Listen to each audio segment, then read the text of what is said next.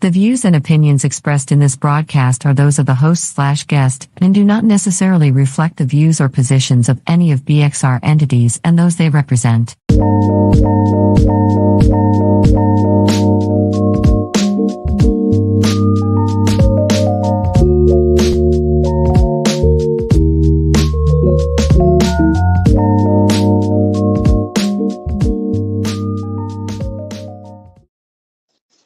Hey, what's what? You better live. Thank you for joining me. We back just like that. Another Thursday. Woo, time surely flies. But I'm grateful and feeling so blessed to be here with you all this evening. Yes, I am. Y'all know I got some things to get into. Y'all know I do. Because that's why it's your news, our views, and it has to be exposed. Usually I've been breaking it down, starting with my city here, Baltimore, okay? And then I gotta tell y'all about those what in the whats and those what in the worlds. And woo child is a whole bunch of them. So let's get it started. Again, thank you for joining me tonight. But look, if you in here, show me some love. Holla at me through them texts. Just say, hey, or just you better live. Always feel free during the show as I'm talking to make your comments. Let me know what your views are. And the phone lines are always open. 443-642-9403. Come on now. Call up, talk to me, chat with me, all of that. Because communication is the key. And right here, we're going to comprehend, get to know, and grow together. Let's get it started. Y'all know I start with my prayer, giving all honor and glory to God, who continues to grace my space and yours, making all things possible. Oh, dear Father God, I thank you for another opportunity, oh Father God, for you just to use me to come through with that message of you better live. Oh, Father God, I ask you to keep your hands on those who are just trying to live today. Oh, Father God, let them hold on to your unchanging hand in these changing times, Lord, and in these dangerous times, may I ask. May I say, but I also thank you, oh Father God, just for all of the times and all of the circumstances and the situations that you have used to change us for the better. Lord, continue to work in us and work through us, oh Father God, to bring better into the world. I thank you, Lord. I send a prayer out for anybody who's hurting, anybody who is suffering, going through grief, oh Father God, of loss or just the thought of loss, oh Father God. God, you know all and you see all. A lot of us are walking around with smiles that should be frowns. But I thank you, God, that it's your grace, your mercy, and your love that continues to lift us up when anytime we are down. Okay? I get jumbled up in my words, Lord, but you know my heart. And these things I pray. Amen. In Jesus' name, amen, right? In Jesus' name, amen, right? Guess what, y'all? I got to let y'all know what is going on with me. I know what's always going on with the goddess Shaz Through the Empress Lady Cake Mix. Yes, it be a lot. But I have to let y'all know what I be going through, what be on my mind, how I'm feeling when I come through still to share my love and my light. Because that's what's up, right? That's what's up. That's what's what. So, I'm always talking about like my stomach problems and everything else like that. Had a good day today, but you know what? I just, in my core, like in my stomach, I just was like a little bit worried. I was like, what is going on with me today? Like, what is going on? I was happy, then my stomach was turning. I'm like, oh, now, what is going on? And lo and behold, I really had to sit and think. Today is one of my great friends. Let me tell you, was my first love, who unfortunately has transitioned from this life. But today is his birthday. Dawn's Hannon Gaines, aka Tez, affectionately called by his family Ton, because I used to always tease him and such. Yes. And also Dante, his name was Dante, but we just said Dante or Tez, Tez, wow, was my first boyfriend ever. Could nobody tell me anything. But the thing is, we really grew to be great friends. He was my friend. He will forever be my friend, even though he is no longer in this life here with me. I pray that our spirits will find each other in our next lifetime. Like, seriously, y'all, let me tell you, my friend, like, we used to use touch, known him since I was 12. He used to always find a way to reconnect back with me. It's like we never lost touch. And every time we reconnected, we always just picked up where we left off. Now, and I said he was my first love, right? And that's when we was children. But once that phased out or whatever, I always had a special love for him. He always had a special love for me. But we were really friends. Like in our adult years, right? He would call me, stop past, we would get together, do our little libations, get a little smoke, and just laugh, crack on each other all day long. He the one got me comfortable with having a big head, okay? Because he cracked on me so much about it. It was like he really gave me, you know what I'm saying, the ability to just laugh at myself and laugh at things. Like when I say bumps and everything, I say, like, girl, you're sure. Like we should just crack and laugh and laugh and laugh. And of course, as with all people in all relations and connections, sometimes you bump heads. It ain't gonna be right if sometimes y'all don't, get each other wrong. But it was always love, and we always came back to that. We used to always have a joke too, right? Like, oh yeah, when we get 30, we're gonna get married. No matter what we was doing, or all right, then we'll connect again. Like, oh, how old you is now? Yeah, old days. All right, well, when we 40, when we 45, right? And then lastly, before he had transitioned, he was in a horrible motorcycle accident. And I remember him like, yeah, when we 60. So unfortunately, we'll never get that chance. But again, I pray I see him next lifetime, because he definitely was a great friend. And I had so many laughs with him. So many laughs, so many good times. Yeah, it was some bad moments because we experienced a lot of traumas and tragedies, amongst, just our circle of, friends and throughout our families, but he just always supported me, was always a jokester. And I miss his big head. I do, Dot's hand, and I just never thought that I would have to be saying rest in power to my friend. But yes, he has been gone a few years now. I was not able to even say my last goodbyes, but I say everything happened for a reason, y'all. God knew that I just was not ready to say goodbye. So to my dear friend, Dartan and Tez, Tan, I know you hear me. I know you are around me. A lot of times I miss you, and see you later, my friend. Yeah, see you later. Y'all know I be waiting to the end of the show usually to do the birthday shout outs, right? But I want to get that all out of the way, just my remembrance and stuff like that of people before the end of the show, because I got some what in the world and some what in the whats. And I know I'm going to run my mouth about that. So before I forget, you get what I'm saying? Okay. Also, y'all know it's still Libra season. Who is up next? But the Scorpios. Uh-oh. But a shout out to my god brother, Freddie Eastwood, Virgil Bronson. Yes, he's proud of his name. Don't get it twisted. Just celebrating his 50th. I was able to go out over the weekend and celebrate with them. It was good to see all of my childhood hood family and all that good stuff. Some blood family and all that good stuff. It was all good vibes, and we had a ball. He did it as like, the 50th hip hop or whatever. It was everything. He is out celebrating again tonight. Sorry, bro, I couldn't make it to that party because I'm right here doing this show. But I know it's some shows going on out there, and keep on celebrating Eastwood. Live it. You hear me? And anybody that ain't feeling you, you're saying, cut the malarkey. Okay. So shout out to any of you Libras who still out here Libering and all of that with your scale. You never know which way it's going to go. Sometimes with them, right? Is that the Libra or is that the Sage?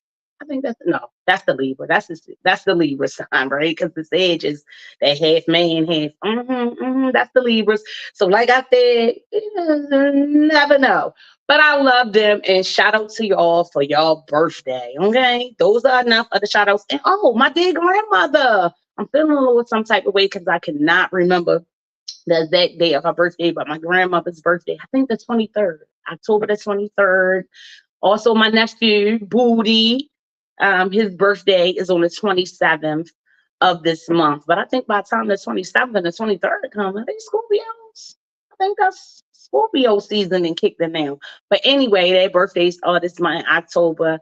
My darling grandmother, Adelaide Dorsey, affectionately known as Cookie, Miss Cookie, and it definitely suited her because guess what? My grandmother went hard. She was hard. She was one of the hardest ladies I know, but she also had a softness about her. And everything she did, it was with flavor. Yes, it's been 23 years going on 23 years coming up in January that my grandmother has been gone. She transitioned from the life when I was 18 years old. I surely do miss her. Um, and who followed after her was my dear Aunt Candy in January. So yes, it's so many people that I miss, guys, but it is good. Now all I have are memories, but I'm so glad I've had them. And I'm so glad, that I got them. That's all that I got now. So just live it up. I'm not a big person of pictures and everything else like that, but more so now I am trying to take more and be, engaging and stuff with people because the truth is when they're gone, that's all y'all got. So memories or the love never fades. I love to sit and reminisce about my loved ones who had transitioned. So many people who was dead to me are gone. You know what I mean? Love that I needed in my life. I'm appreciative that I got it, but I miss them. I miss them. I miss the love. It always showed. And yeah, you better live. Do you hear me? You better live because if they were here today, I can always feel them in my spirit and all that. I know that that's what they telling me. They saying, guess what? It's a whole bunch going on. We know because that's the topic of the night show, by the way, guys, behind the scenes, and we're gonna get into it. But don't worry about nothing. You can't do nothing with. Keep it going. So tonight's topic of behind the scenes, y'all know I gotta come a little bit sometimes and give y'all my spill, my little bit of inspiration. And a lot of things that I'm gonna be talking about tonight is like some behind the scenes stuff. And behind the scenes, when I say that, it's just that, like behind the scenes and really what's going on in people's life, you just never know. How we always say you never know what somebody is going through, and you never know what a person has to do to get through. I'm telling you, because a lot of times, we see it in our face, and we think everything is all good, but it just be so much people be dealing with. People are just trying to be behind the scenes in their life and just keep pushing forward. So, like I say, if it ever comes a time that you got to be right or kind, try to be kind because sometimes right or wrong, it just don't even matter. But yeah, behind the scenes, y'all, people be going through. People be doing what they gotta do. People is not looking like what they've been through. I'm telling you, if you could just imagine what it takes to be me, because I'm just imagining what it takes to be you behind those scenes. Yes, we share things, we do, but a lot of it, we try to put it behind us, put it on that back burner and everything else like that. And but we on the scene and it just be a mess. Yeah.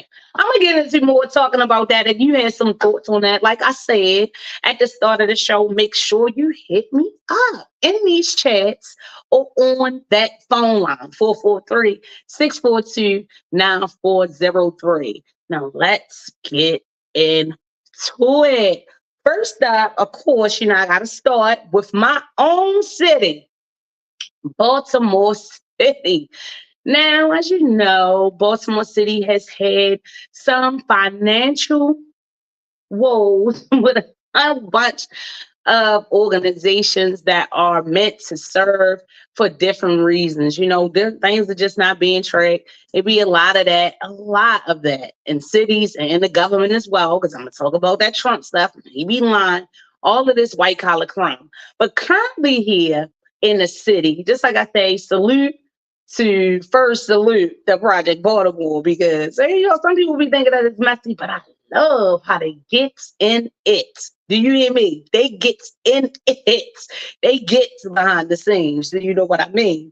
So the first off in Baltimore City, beginning the start of COVID, everyone was affected by coronavirus. Yes. That was the start of the 2020. And it was a lot of government funding that was given to different cities to try to, of course, combat this illness. So in Baltimore City, we received a lump sum of government funding to support us in our fight against COVID. So during that time in 2020, because this is like when it first started with this stealing, or what they allege, with some fraudulent stuff on reporting. Yes, yes, yes, yes.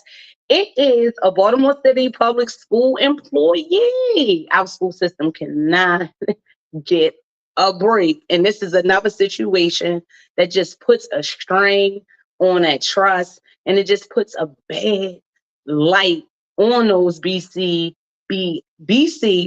employees who are doing right. It's really a shame. But this employee name is Lawrence Smith. He is 49 years old. He was just indicted in the beginning of September the 8th, I believe. So in 2005, Mr. Smith started out as a Baltimore City police officer.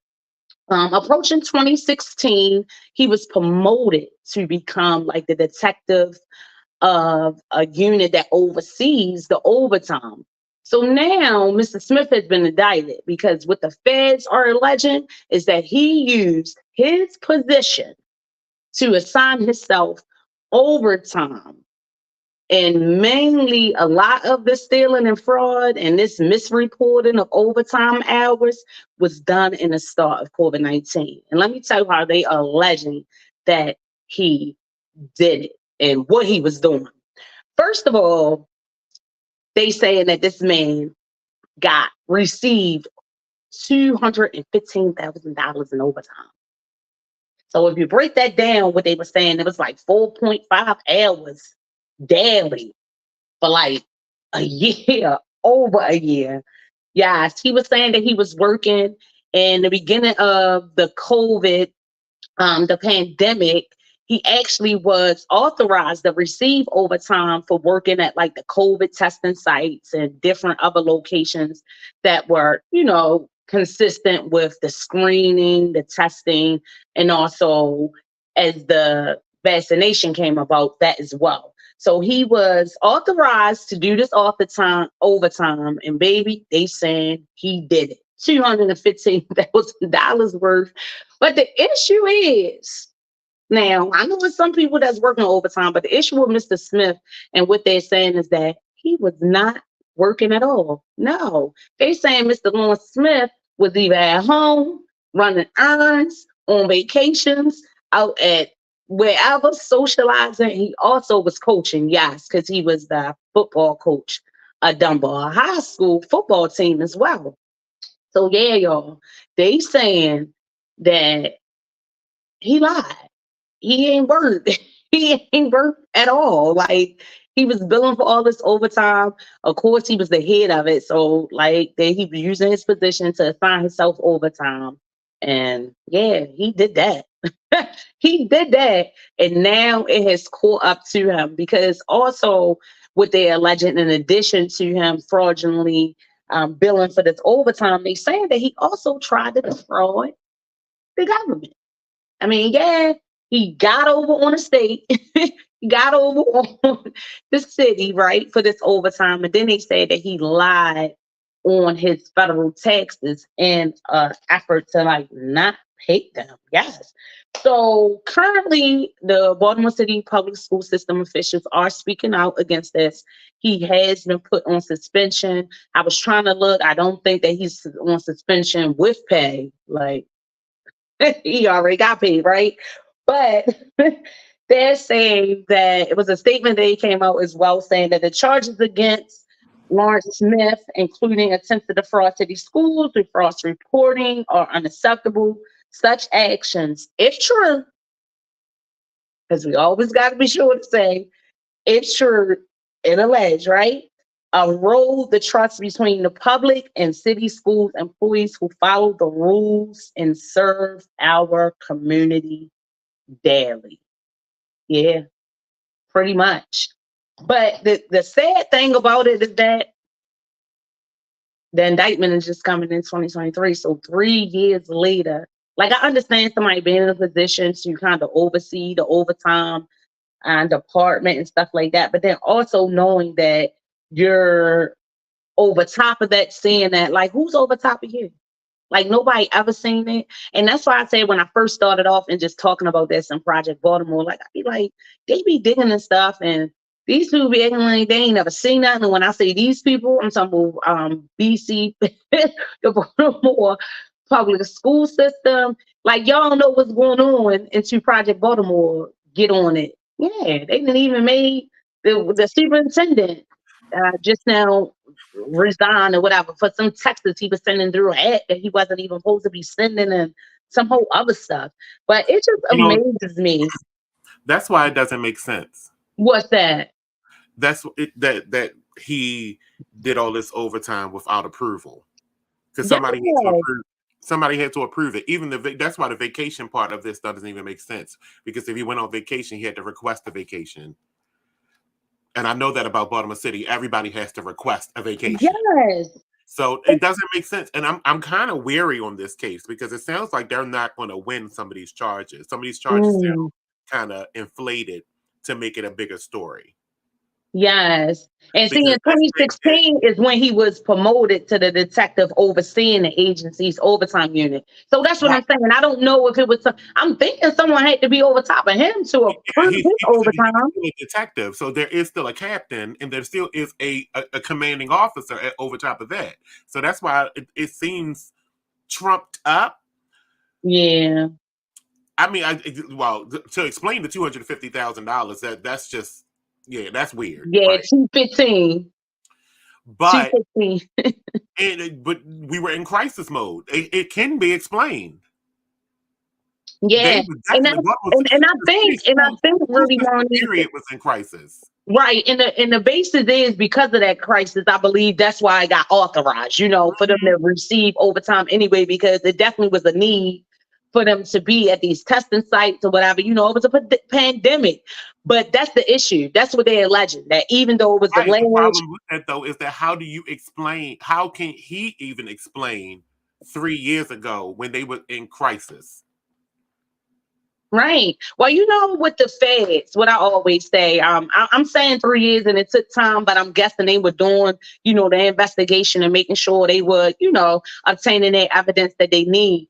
But according to, sources who are reporting on this and things like that, they do have evidence, like what they say alleged, or the different things that he was doing otherwise. So I guess in checking this documentation and his overtime and the times that he was supposed to be at certain locations doing COVID testing and things like that, like, yeah, he was seen socializing out, even though he supposed to be social distancing. That's the point right there. He was at home. Like 4.5 hours a day. Just because you stop work and go do something else, but came back and started working again, that doesn't negate the fact that you may have did 4.5 hours per day.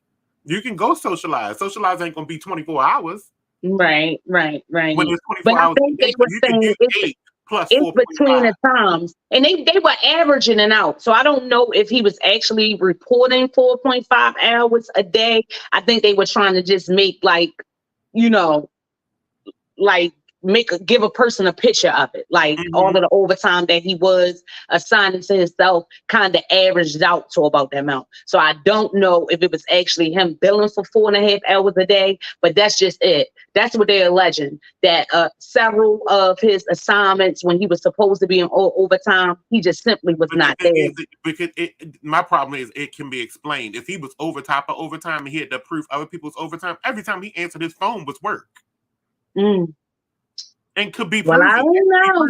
If he got phone records, that's what I want to hear his side. That's what I said. They don't have no and hopefully from his attorneys. And guess what? Hopefully his lawyers or whoever is representing him, that's also something. I think he has obtained counsel now, but when this first came out, so I'm looking back on the information when it was first reported on like September the 8th. So, excuse me, hopefully they can argue that for him.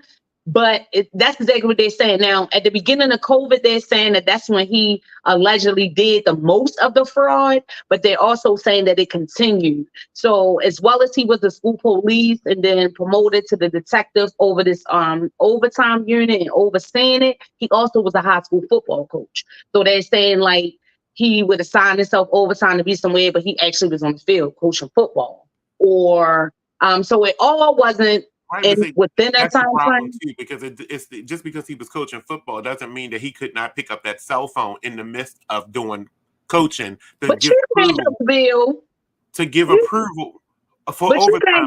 Bill, and then them and then those are all within the same hours.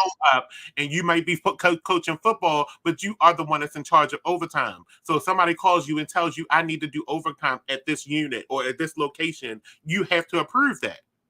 He has to approve that. So when he picks his phone up, he's automatically working.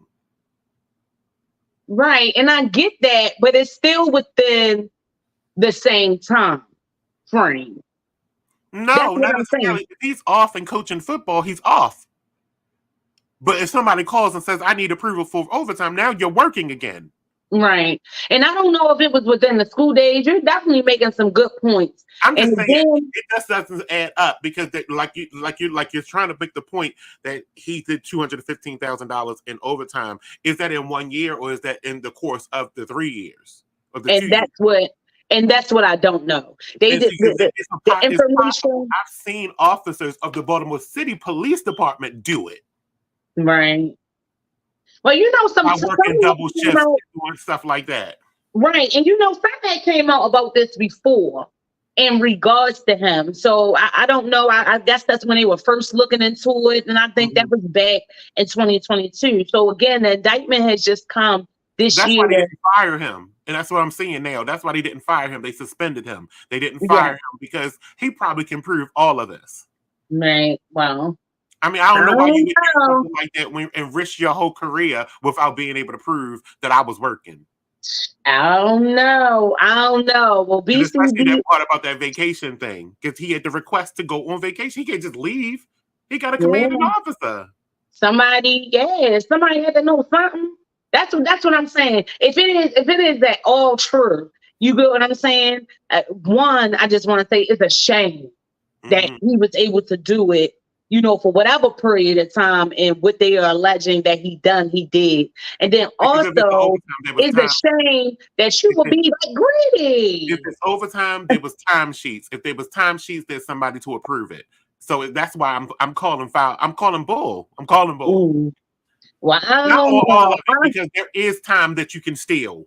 But I'm just saying, if I don't know about what was done, or he was a fool. Because the point is, if he got his timesheets approved, that doesn't fall on him. That falls on the approver. Yeah, and I get that part of approved, but it still is saying that that's what you did.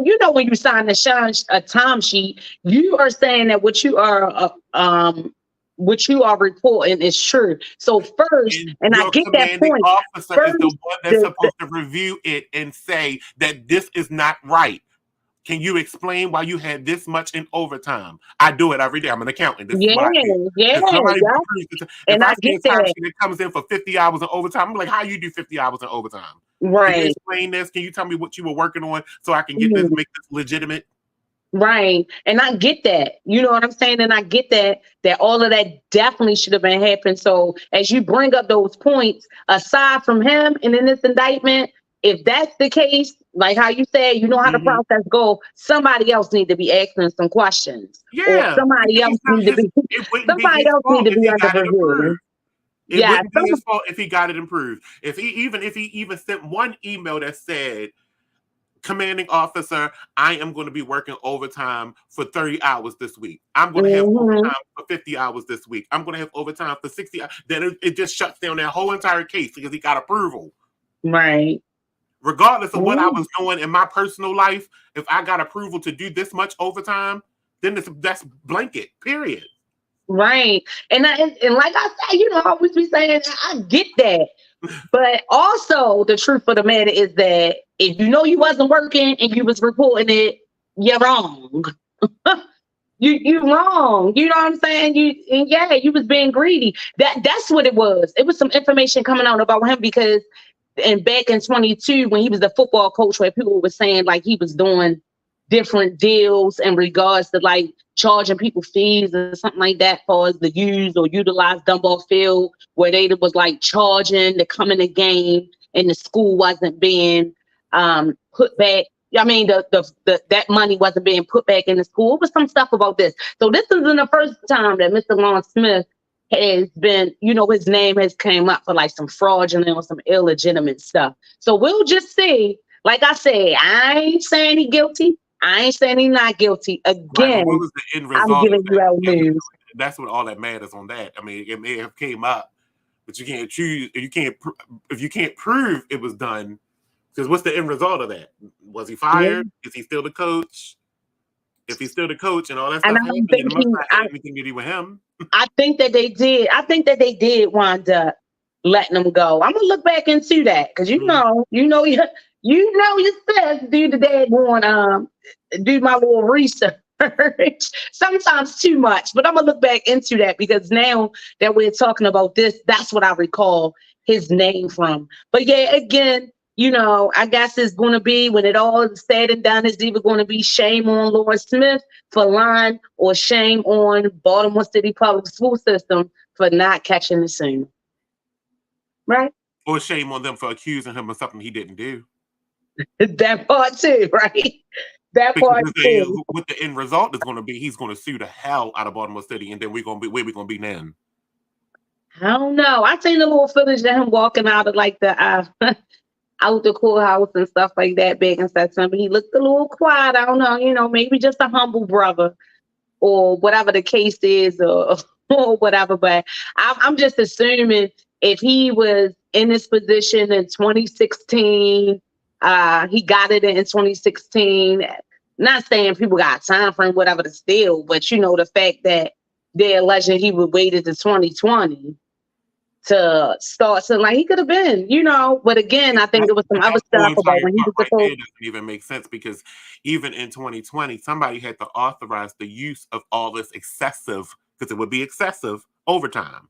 Right, Somebody right, authorized this. Not right. that they got And government again, funding. I don't know. It could have started in 2016, 2017, but the prosecutors are saying that the most of it occurred in the early days of COVID-19, which was in the beginning of 2020. That's what they're saying. And that's when he was authorized to do the overtime to be at these testing sites and things of that nature. So It sounds like they're trying to catch someone, and they're trying to catch somebody, and they're using him as the scapegoat because now they caught about his tax returns and all that kind of stuff. my What that issue is like, why nobody is saying nothing or nothing like that to Project Baltimore say something? But what does his That's what tax I'm saying. That's why I be looking bad. You see what I'm saying? It sounds like they're trying to they went from one end to the spectrum and then went to his tax returns to try to catch him somewhere. To try to say something about something. Because it was like they don't have enough here with the overtime stuff. So let's look at your tax returns and see what you did on your tax returns for these years. Yeah, that's and what they now saying. you're going to use this They and said he this. tried to avoid paying federal income taxes. That's what I'm saying. Now he's trying to use this and this. We're going to use this and this to see if we can get you. Right. And the 215,002, right. And the 215,002 in the way that it's being reported, like, I don't know what time frame. that was. So just like the points that you made, Well, if it started in 2016, all that would have 2016, been out of spectrum. They wouldn't have been able to go back to 2000. Not on tax returns. You can't go back that far. 3 years. right? But I'm just speaking on the $215,000 that they said that he was fraudulent reporting in the overtime. So again, like That's what what I'm saying. They're trying to stack charges. All right. yeah, So now we can't get you on the overtime thing. We're gonna try to see if we can get you on your tax returns. So here we go, stack these charges. Some of this ain't gonna work out, but we probably get you on one count or something. Right. And again, with that amount of money, like if he started in 2016 and all of this, if they're saying like he's reporting the overtime from then up in 2022, just like you said, the need was there. And it is possible if it was within the time frame. Without a time sheet. So somebody approved the overtime.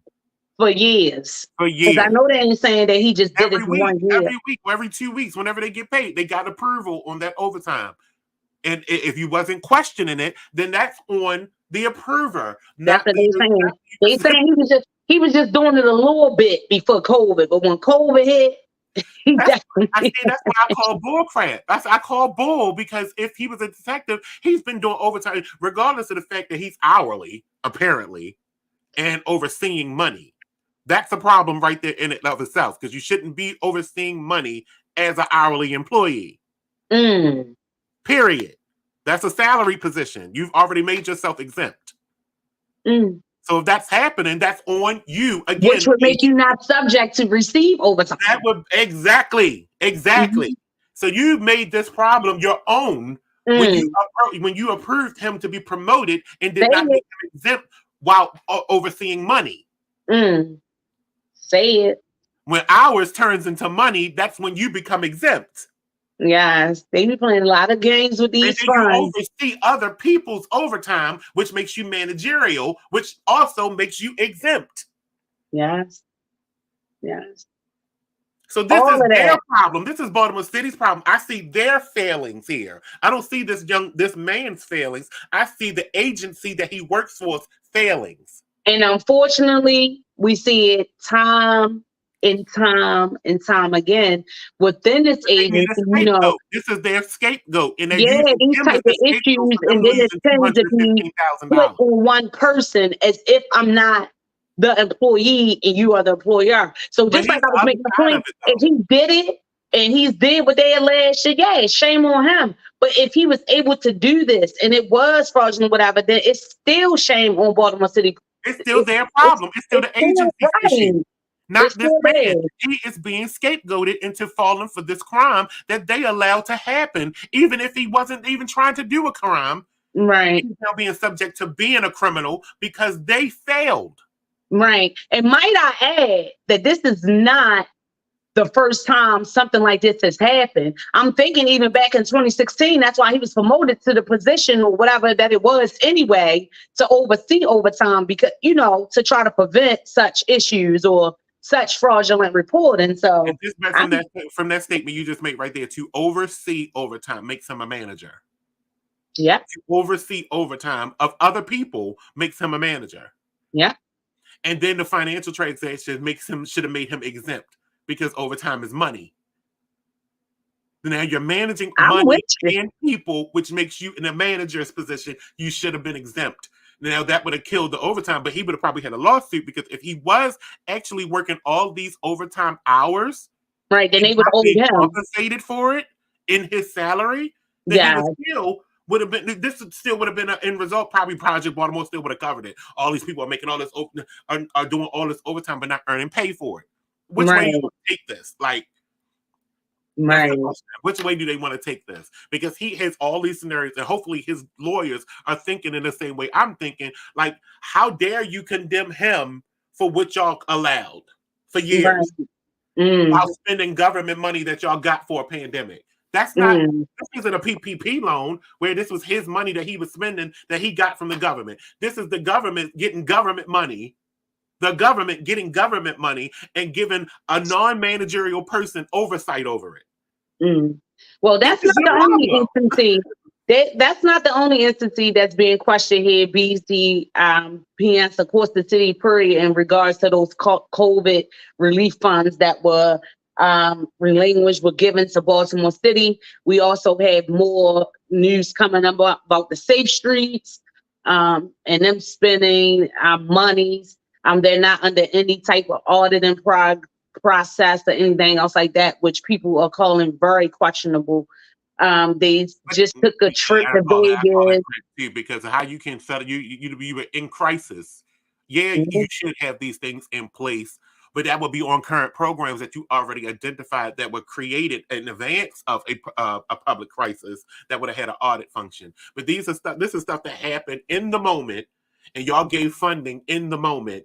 There was no way that they could actually implement an auditing process. Maybe now they can. That's why the stuff that's coming up, because now you're auditing those years. But in the moment, in Right. the But crisis, that there was organization no way should to have put just no been in the auditing auditing in process place. anyway, because they are an agency, a city agency that does function outside of City Hall. So they're under the audit. So people are saying in regards to that, that's the issue, period, that they don't have an overseer for the Well, I money. disagree with that because that's what the controller is for. The controller Yeah. is the overseer of all financial matters that happens in the city. Wow. So that's why I said. I mean, and I say controller, but I mean the director of finance. The director of finance Right. for the city is Right. the And overseer. But respectfully, as you on the know, third, I know we kind of shift over you guys to talk about that's what I'm safety saying. As you because know, we kind of didn't have a director of finance for a couple months. Every time they kept transitioning to hiring and changing them because that's not a voted on position. It's and a we hiring talked about that position. before too. That Yes, we did. turnaround. Because there was no one there. So that's probably where these issues are coming from too, because there was nobody to oversee because the job kept changing. Yeah. Yeah. The state streets and That's the not money an elected position. That's a hireable position. and And that's all of that stuff. I equipment. got shot back out somebody who was on his sis Mika. What's up, Mika? The Style Lounge. I think I seen a comment. What's up, girl? Hey, hey, hey, hey. You know what, Mika? You better live. And if you live in, you know you gotta go hang like Mika up there on Merlin Avenue at the Style Land Boutique, who can definitely help you live and live comfortably. She got something for everybody. Hey, sis. You know I love you. Kiss, kiss, kiss, kiss. But yeah, Marty, I am right, right with you. It's just a whole bunch, and especially there's a whole bunch coming out now that they're looking into, a whole bunch of this COVID relief money, saying that it was misappropriated, wasn't being sent, wasn't tracked. It's just too many questions. The things that I was just now ready to bring up that they were talking about safe streets were like, tremendous spending on like tennis shoes, and they just took a Las Vegas trip, had a bar tab of 2,500. Now I know they were questioning like about the shoes and different things, and one thing that I know for a fact, where I can say because I was able to witness a lot of stuff behind the scenes on those projects, is like when it comes to like the tennis shoes and Forever 21 and Bath and Body Works or whatever else like that. I know this organization does do a lot of community events, and in their community events, they are definitely big on give back. So I can say that I know. Now I don't know if some of them bought their social centers and stuff like that, but a $1,500 bill for a shoe city for shoes when you giving out. I didn't seen them give out 300, 400 pairs of sneakers, all sizes, all, wintertime come, give out all types of shirts. I mean, coats and all of that stuff. And yeah, that stuff does cost money. So I can say that. But then also, what Project Baltimore is getting into, like I said, for the audit and just needing someone to oversee it. That Safe Streets organization being ran out of the Muncie department, who was also down City Hall. That's the mayor's office on neighborhood safety and engagement. That's what Muncie stands for. So Safe Streets is one of those programs that is ran under that Muncie umbrella. So just like I said, I got fam who work with them. I work closely with Safe Streets and my last position and everything else like that. And I'm just saying, they do, in regards to that and giving back, they do a lot for the community. But again, I think that it has to be revised and revamped because initially that is not only the mission. So they have different ways that they feel that are creative and constructive to give back. Like, yeah, with neighborhood kids that are less fortunate, they dealing with people living in high poverty areas and something, wouldn't be appreciative of some shoes, when school starts, school uniforms, book bags, coats for the winter, all of that good stuff. Who wouldn't? But the Safe Streets whole initiative was put into place to try to combat some of the senseless violence in Baltimore. One of their biggest slogans was "Stop shooting, start living." And I think they have to do more activities and really reach to the population who are really being affected by that. Not saying that it's not the kids, because they are. And as you know, in Baltimore, they're getting younger and younger, being engaged in such violent crimes. But the main thing that I do think they need to focus on is the conflict resolution, getting people to be able to communicate, being able to, comprehend each other and all that good stuff. Where, community events, that's cute. That's cute to give stuff away, spend money. Yeah, that's cute. That's cute. But it's definitely more that can be done throughout that program, and in different ways they can give back to the city. So again, there's a lot of people too that I know have left it or have been let go from that organization. And there's quite a few people who I know who still remain. So I just pray that those good people that's still there and up in there do good by Safe Streets, because they just get a lot of backlash. They really do.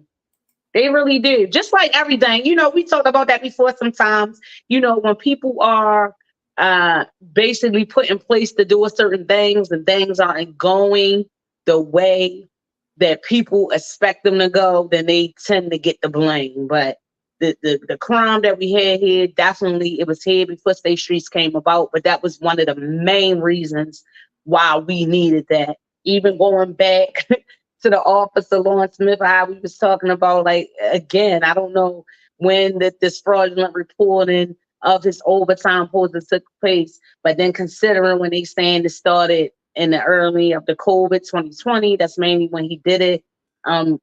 I see how that was necessary, and it was necessary for him to be promoted, to oversee it, and all of that good stuff. I just think they just need to keep their eye on it. That's it.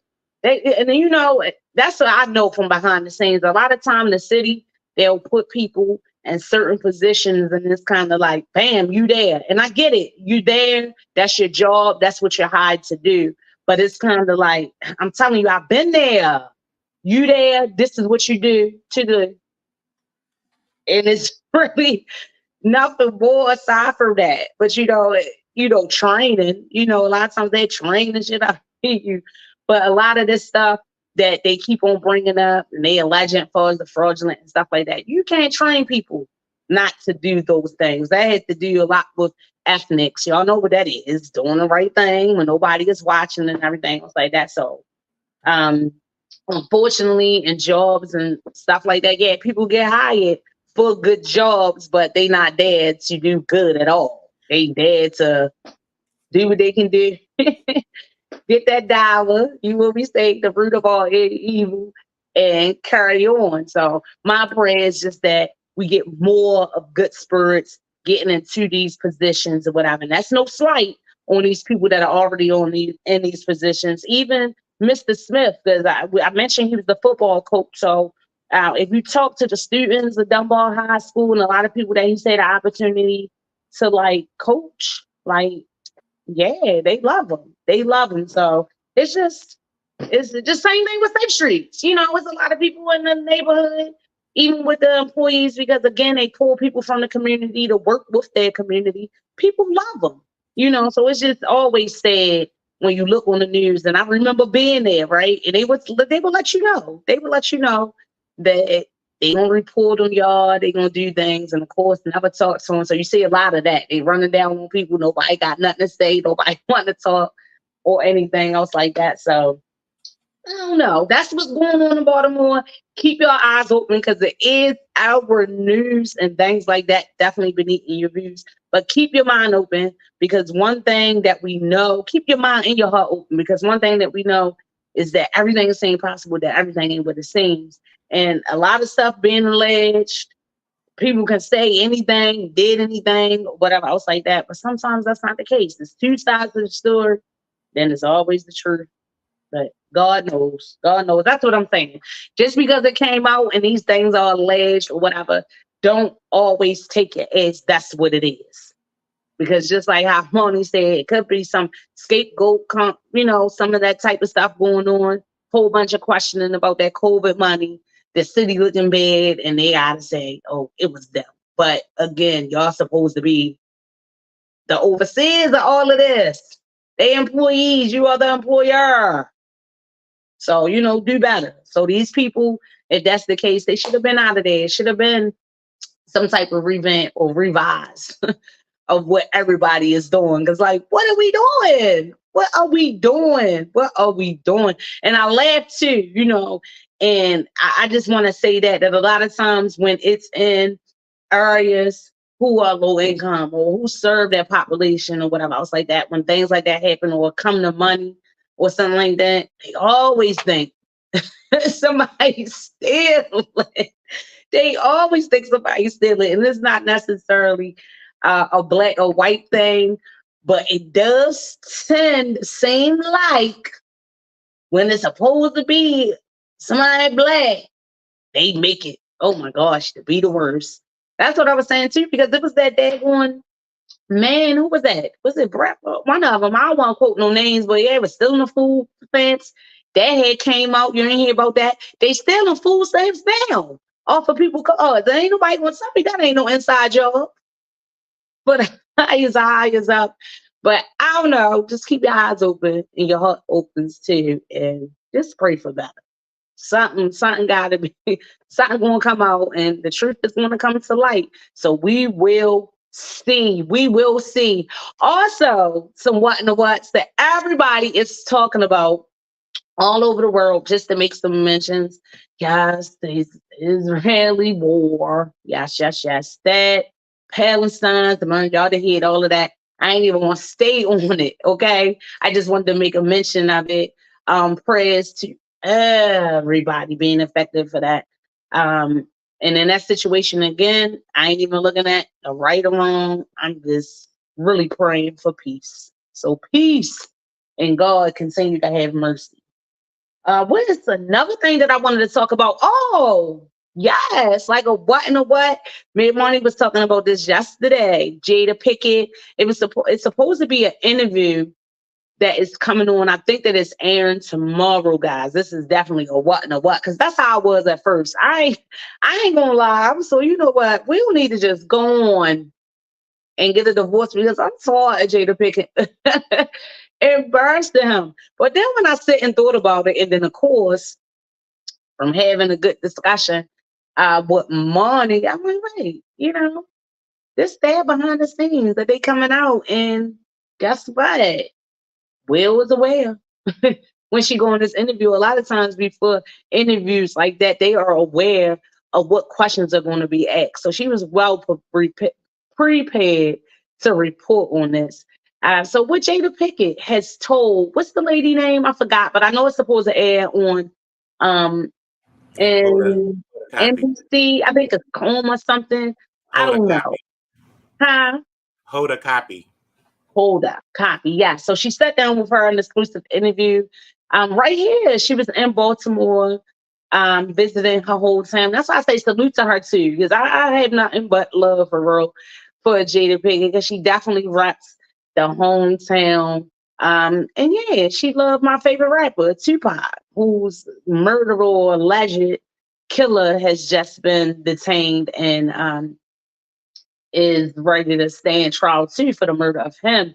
But Jada Pinkett, what she reported on this interview, what is being kind of like snippets to come out, I guess, to promote this interview and let us know how just juicy it is. The main thing that I was seeing and all the promotion was her letting it be known that since 2016, her and Will Smith have actually been living separate lives. Yes. Jada says that she has made a promise to Will, and him making it back to her is the same, that it is nothing that will ever call for them to divorce. Whatever they go through, they can work through. So since 2016, because this is just coming out, of course, it's been all types of allegations before about their relationship and their partnership, their family as a whole. Y'all know she hang around the entanglement, all that other stuff. The infamous slapper Will Smith slapping Chris Rock, not a Will Smith, but Will Smith giving a slap, rocking, rocking Chris with that daggone slap and everything else like that. So she talked a little bit on that too, saying that she thought it actually was a skit. So she's going to talk about that on there. But it was real interesting. I'm like, damn, since 2016. My first thought was, now, girl, if that's how y'all been living, Jada, why you got to come and say something now to embarrass this man? That's what I first was thinking. But again, I think that it's a way to show true partnership, true family, and basically saying everything don't call for divorce. Like, they really friends. They really friends. At this point, they are really friends. Their children grown, they are really friends. And You know Jada what, said, though? that's a promise that she ain't breaking. If I go, You will know what, you though? get it? Huh? Why? You know what? I just had this thought real quick too. Why is it that because you did it just now. I mean, you did it last night too. You automatically went to I did. him to Will Smith being the victim and her truth being a mess, and her truth Cause you being know what though, they be trying to make Jada seem like she is so like shady. But shady anytime and that you strong, but see it's her, shady. It's like shady and strong at the same it time. is, Like she's and the she all really knowing does, and alpha. she really does come off like really so Like nothing humble. phases her. Like she just like blah. Yeah, That's how I she see. I see other people see her. Like right. in stature. She's this small little She creature. She's the does. strongest bitch on the planet, and she'll do whatever she wants to make herself look good. That's what I keep getting from people. Right. And I'm trying to figure out where is that coming from. Why is Like they she like devious, right? like she But she devious? just seemed like so serene to me. And again, because just like how we talked about when I'm talking about all this other stuff, it's just crazy how social media or things can be put out to you and give people these opinions about Because it's you. funny. It's And they funny. really Will don't Smith even had know what months. goes on behind the scenes of it all. Like, Exactly. And Will Smith had months. If he wanted to do an interview like this, he had months where he could have did right. his own. This is hers. She has to come back for her own strength. She has to bring Yeah. herself back to life. She has to bring her own career back to life. And this interview is her method of doing so. Right. And What what does I this have love though anything to about do the with money, though? as much hate, as much hate as they have received as a couple, and of course Jada Smith by herself, and of course Even Will in the Smith incident with the slap, it was her fault. after It was that her smash. fault. It was her fault. All of it was her Right. fault. Wow. Like, how can She you put said she all didn't of know that it on one was person? real. How do you put all of that on one person? Will is a grown ass man, Mm, and it's his woman that's going to take the brunt of the blame for anything that he does. That's mm, sexist. That's very mm, sexist mm.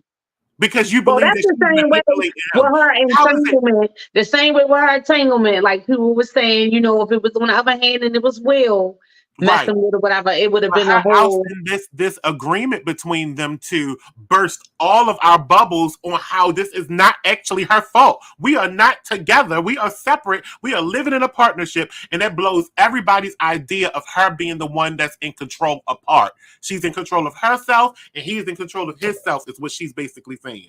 And when it's time to come together, That's when to we come engage together his family for his in the crisis. event, We come together in the crisis, but the crisis right, started of us apart.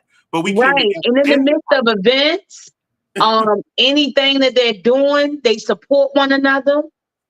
You never really hear them, even things that they've been going through, and even her coming out with this. You never hear her talk down on Will. That's what I say. And then you You notice that never all of the hear. stories of I them, mean, it be real shit, like in a relationship or her just talking on her man. And that's what she was saying too. She did make a statement is that she felt like, since they merged, by the time it got to 2016 and they had decided to live separate lives, she was like, I think we were both still just like, had Eventually the probably come idea back of together. what we thought each other were. And when Mhm. 2016 came, it's like, no, this not who you are. You know what I mean? So they decided to separate, but then they still function as a family. Yeah. Like everything that she was doing, he was supporting. Even the Oscars where Will did that sled, they was there together as husband and wife. Mhm. That's why he said, keep your wife's name out my mouth. Even with the entitlement, when she spoke on it and was off, and did stuff like that, everybody was screaming, that it was just outrageous and all this disrespect and it was against Will and she was having an affair, but she was honest about it. And she was talking to her husband. That's why, like I told you last night, I think all of this was by design. All of this was Mm. by design because nothing is going to take their star power from them. Wow. You could try your hardest to try to bring down this couple, but nothing is going to take that star power from them. And then, not to mention their business. Their business is so intertwined between the two of them. Every time they act, it's through their company. Every time they make a movie, it's through their company. Every movie that they have made together is through that company. So there's royalties that's coming through. They're not messing that up, and y'all not gonna make them mess that up. Right. That's money that they're gonna have for life. And again, just like I said, I've never been able to embrace Jada face to face. But just like I said, when I watch on things, the little snippets from the interview, I will of course watch the Red Table Talk, where she had an episode where she met back up with a different world family. I seen something before on Tommy Davis was reporting that him and Jada was doing like a movie. They were doing a project or something, and she noticed something was wrong this particular day. He had just met his biological mother, and she noticed it. And he was saying, it just wasn't about me. She was like, She pulled him to the side. He had told her what was going on, and she was like, oh, that's a wrap for the day. So, like I said, she just always come off so humble, so peaceful, so serene, like so loving, so caring. So I don't know. They just be making Jada out to be this witch. I get to see how the August They just be making her out to be this that witch. entanglement situation was just so. It was so. It could have been a Lifetime movie for real. I mean, if he was sick, she was there to help him through his sickness, and then they crossed the line. I can see it happening. They're human. That's it. And that's what I think it was. I think thought he was going to die. Because you know Jada, right? And Jada, even with my boy Pop and stuff like that, we talk about that too before, them trauma bonds. You know what I mean? Sometimes when you spur like that with light and love or whatever like that, attracted to with August, she was probably attracted to his trauma and the trauma that he was going through, and the fact that he was sick, and she was so caring about him being sick that it slipped, that blurred the lines. Right. I mean, that's what we fail to realize. Like, how do things start? It wasn't like she was seeking. I don't believe she was seeking him when he was playing with Jaden and Willow. Right, with the kids and stuff like that. I don't think that was what it was. I think it was because he got sick and he was dying. Right. And she was there. And a lot of people use that intimacy, you know what I'm saying? And those connections to connect with people and stuff like that when they're going through. So I think that it kind of started with that, and it was intimate, and then they had this sexual intimate connection. I think it was kind of wrong the way he tried to portray himself, because he tried to portray himself as, as the victim. Right. He did. Right. He did. He definitely did. But that's because he was trying to, like he wasn't an adult in the whole entire situation. Like he was a child. Came out like he was an adolescent. Like she sexually assaulted him. Like she molested him. And like he ain't want That's what he was kind of given. And I was calling bull on the whole entire situation anyway, because I could see the hurt between his hurt. I could see his hurt because she didn't actually want to be with him in life. Because again, nothing's gonna fuck up this coin and this family, right? That I've already built. We did it. So that's what I was saying, as far as like the intimacy. You know what I'm saying? Like, he was hurt that she wasn't gonna stay with him. Right, and it is true that some people use that. You know what I'm saying, to connect with each other. Like to try to show their love. How many times you was in an argument or you knew somebody was going through Because or you can put somebody both that of you your was hands dealing up and with? try to make a scale and say August Alsina on one hand, my family and Will Smith on the other hand. Will Smith and the family's gonna win every single time. All of a sudden, you out. And And ain't that's that what you are hurt by. wait a minute. That's how that look, and that's how she put it out there too. That's Like how she did it. that entanglement, like oh, it wasn't nothing. You could tell he was always coming from a place of hurt, and that's fine. That's fine. You can be hurt, and you can publicly say you're hurt, but don't be a victim because you were not. You were a participant, a willing one. And that's one thing that they definitely, Will and Jada, they do not play victim. You know, they come out with them, and you know they human. You know, Will Smith with the slap, her with the entanglement, even her saying or notifying about this separation since 2016. You know, some people may look at it as whatever else like that, but I think it is really powerful to let like love overpowers like whatever they going through as friends, and quite frankly, you know, from the start of their marriage even up to now, I think they need each other.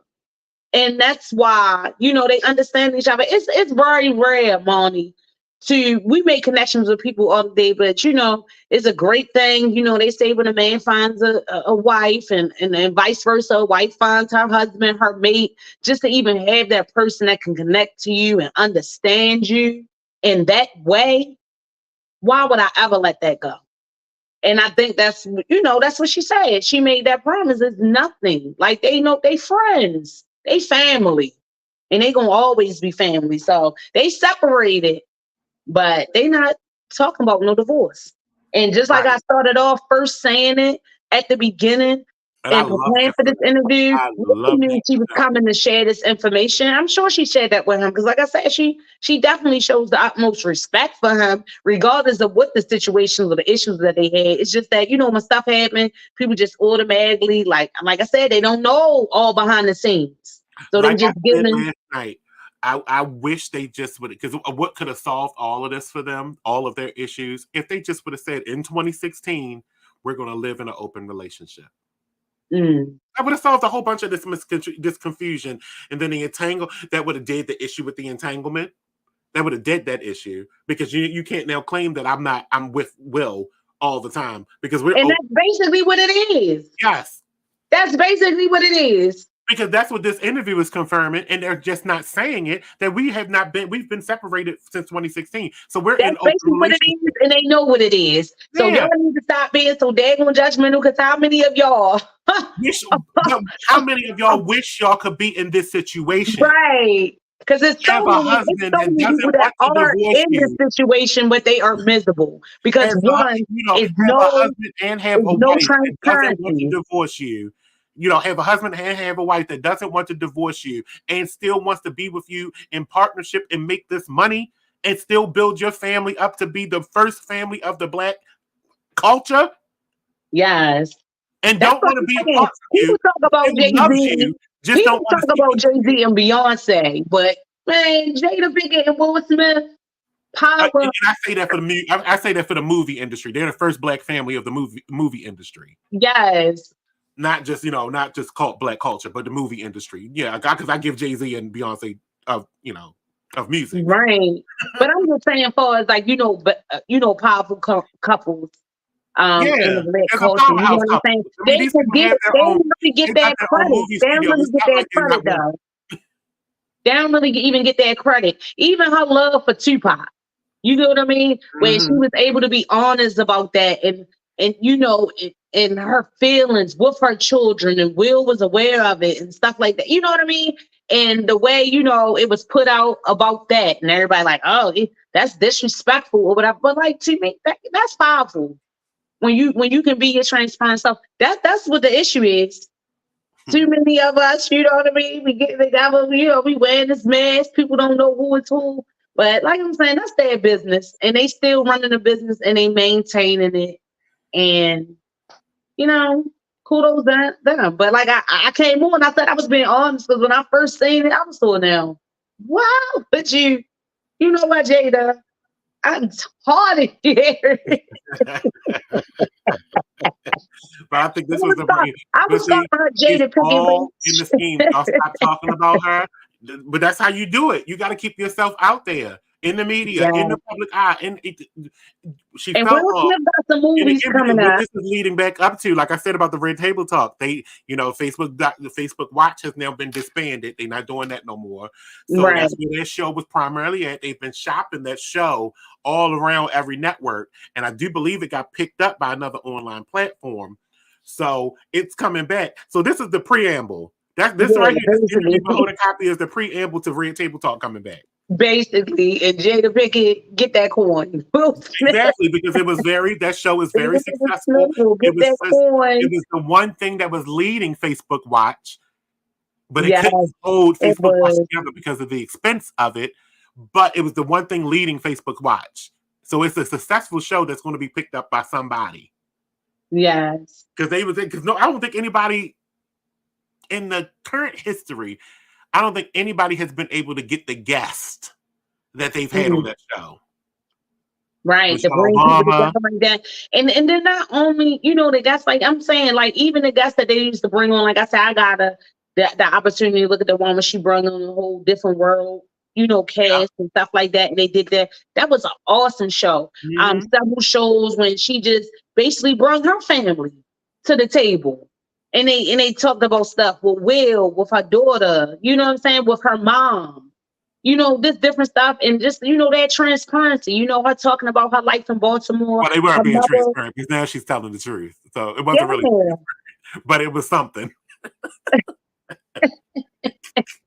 Because now she's telling the truth. You see, because in that interview with her and Will, it was like an apology tour between them two, and they did never mention that they were separated in 2016. No, that was missing from that whole entire show. So it wasn't a whole lot of truth. It was a whole lot of cover up. Right, but I don't really think that it was the cover up. I think it was just. I'm talking about the separation part because they could have said it then when they were right. You talking about like when the entanglement happened and stuff. Yes, when they were both sitting at the table, they could have said. They kind of be like, "Look, I'm not cheating on my husband. Right. We leaving separate. We have open. This happened." But again, like I say, Jada, she handled it and she handled it well. Because it was like how you said, she got that little subtle tone, she's small, but baby, she mighty. So it was given like been able to say we were separated, this entanglement word wouldn't even be a word. And that's what I'm saying. She kind of left it off though. Like, yeah. Yeah, she made a phrase that now everybody wants to use. Right. Like what's the big deal? Like she made it that word in that dictionary has never been so prominent before. Yeah, I had sex with a man, and that's when and it coming out of that they were digging into, this was his friend. He had mental issues, her children's friend or whatever like that. Like to try to make it seem like she was touching him when she. I think the apology in that episode probably came from their agreement, probably in 2016, is that. Okay, we're going to live separate lives. We're going to be open in our relationship, but we can never try make it a public thing. And I think that's what she was apologizing for, is that the August Alsina thing got out. Yeah, that's what I was saying, to let him know, like, you still my friend. And I think it was hurtful. You know what I'm saying? At the time, because I remember Will. Public. So they had to go on this apology tour between them two to make it seem like, okay, yeah, we are separated between us. We are separated, but it was not supposed to be public. No one was actually supposed to know about this. And because of the August Alsina thing, I embarrassed you, and I'm sorry. I think that's what that was. Yeah, absolutely. Because now that she's coming out and saying they were separated, it explains a lot. It explains a lot. It just wasn't supposed to be a public forum for everybody to digest upon. Right, at that time. That's what it turned into. 2016, that's 7 years. Yeah, they did secure it for a good while. That was a good long time of silent actions on the side. Right. And another thing that I really respect about Jada Pinkett Smith and Will Smith is that they like, as much as talking, people been doing, like I say, a whole bunch of allegations and wanting to know what's going on behind the scenes of that relationship. They only speak on and talk about what they want. You know what? Just came back to memory.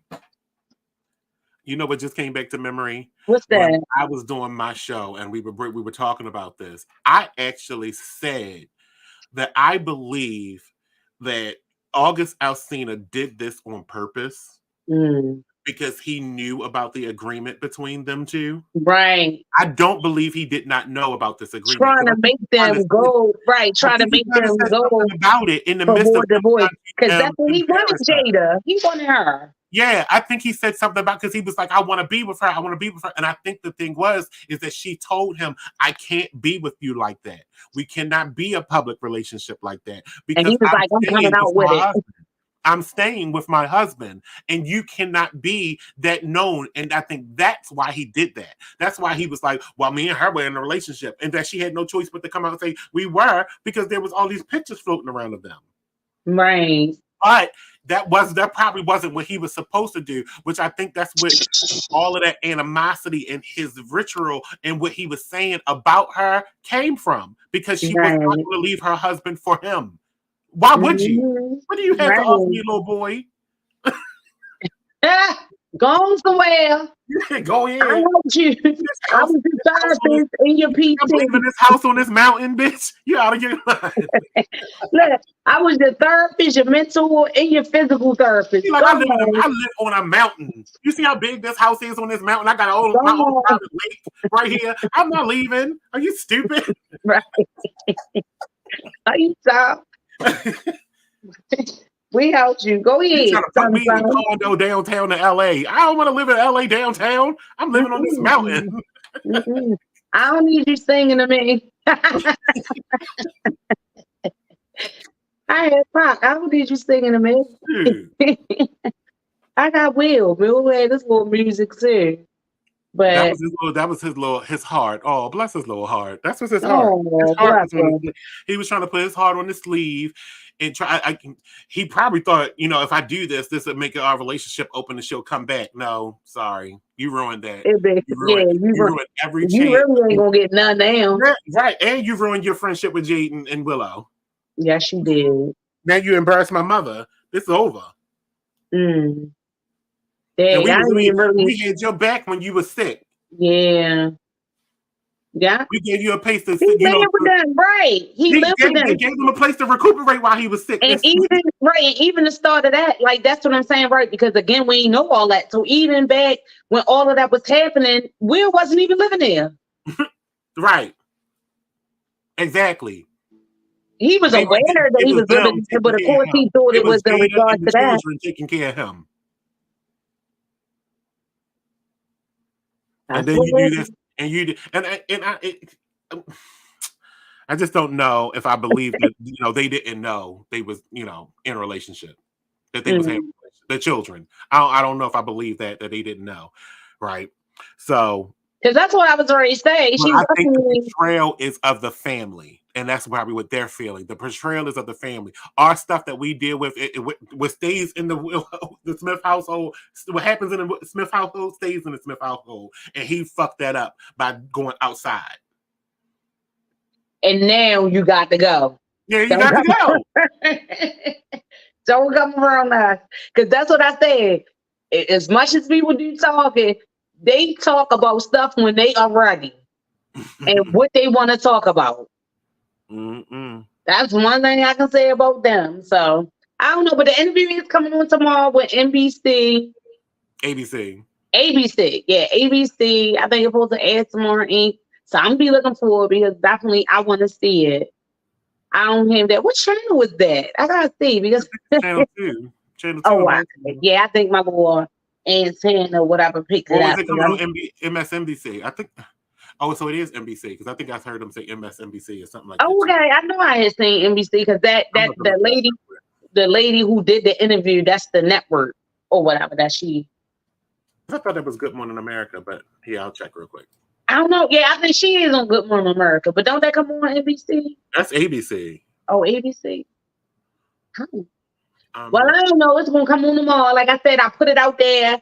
Y'all can Google it and everything else like that, because again, as I was seeing the little strolls or the little snippets that was coming through and interviewing putting it out about this interview.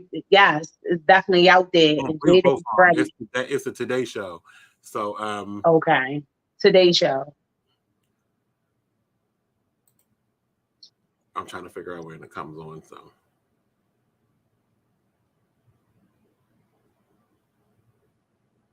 Yes. okay, it says October 13th at 8 p.m. on NBC. Okay. That's tomorrow. Friday the 13th. Look, and she came out with it on Friday the 13th. You know. I told you it's design. It's all in the design.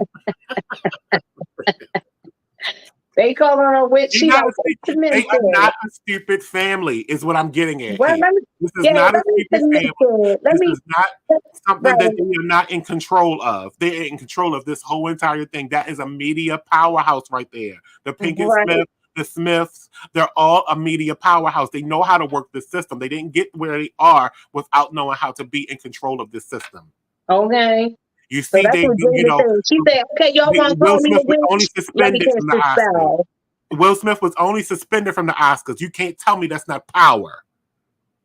Yes. He slapped somebody on live television, and he only got a suspension. He'll be back to getting Oscars in a couple years. Right. You can't tell me that's not power. That is power. They do this without him, is what it seems like to me. And no charges. And no charges. This is a media powerhouse. He can risk it all. He had the clout and the power to risk it all and be okay. Yeah. Because he's made, like I said, he's made several movies right now. We are anticipating I Am Legend 2. We can't wait for it to come out. Oh, yeah, that's definitely coming. That's definitely coming. I'm still sitting over here waiting for Hancock 2. Oh, my goodness. Is that for the next year, right? I don't know. That's not even on the schedule yet. But I know they're going to do it again because that was a successful superhero movie in a black room. Wow. Yeah, that's a wrap on that. That's my point. Jada is exposing it all, and I had to talk about it through Be Exposed Radio. Yeah, I live for that. I live for power and couples love. What I always say that. And again, we just don't know really what is going on behind the scenes in a relationship. Her will know. And it appears that they've been fine with it. So fine with me. That's all I'm gonna say. That's family right there. That's love. That's the ride and live right there. Ride. No matter what. That's what that's giving. So some other I love it. Huh? And I love it. Okay. I love it. We all can only hope and wish that we can have a relationship. That's what I said. That can stand any test that is set forth, that is given to it. We all wish we can have a relationship like that. Because it's nothing that's preventing them down the line of coming back into their love. Right. Because what they did was give it a chance. They just said, okay, we're going to make this promise. We're never going to divorce because we know we love each other. Right. But who can do it? I mean, I think it's already a checkered thing when you actually try to solidify yourself with one person for the rest of eternity. Yeah. That's already causing fallibleness because you're human. You're going to want something and crave something outside of what you are actually in love with. You're going to always want that. You're going to see somebody walking down the street that might be looking better or looking good to you. That is going to also be a temptation. Right. And if you recognize the temptation, then you have to honestly recognize that this relationship is unrealistic, that we can only be with one person forever. Right. But then also, I think even in that separation, like I don't get like Jada just over there wilding out and screwing. That's what I don't believe either. I don't get that Will is doing that either because just like I said, they're able to come together. I think that it was just like how she said or how she tried to explain that they just was like, in this fixation of what they thought each other were. So I think it was a point. They were fairly young, things kept happening, coming. She's in the spotlight, he's in the spotlight. So it's a lot that comes with that. You know what I'm saying? That shit wear down on you. So sometimes it's like that you can be in love with more than one person. Right. You can be in love with more than one person. Do you think? Yes. Oh. I'm honestly in love with more than one person right now. Oh. Honestly, Yeah.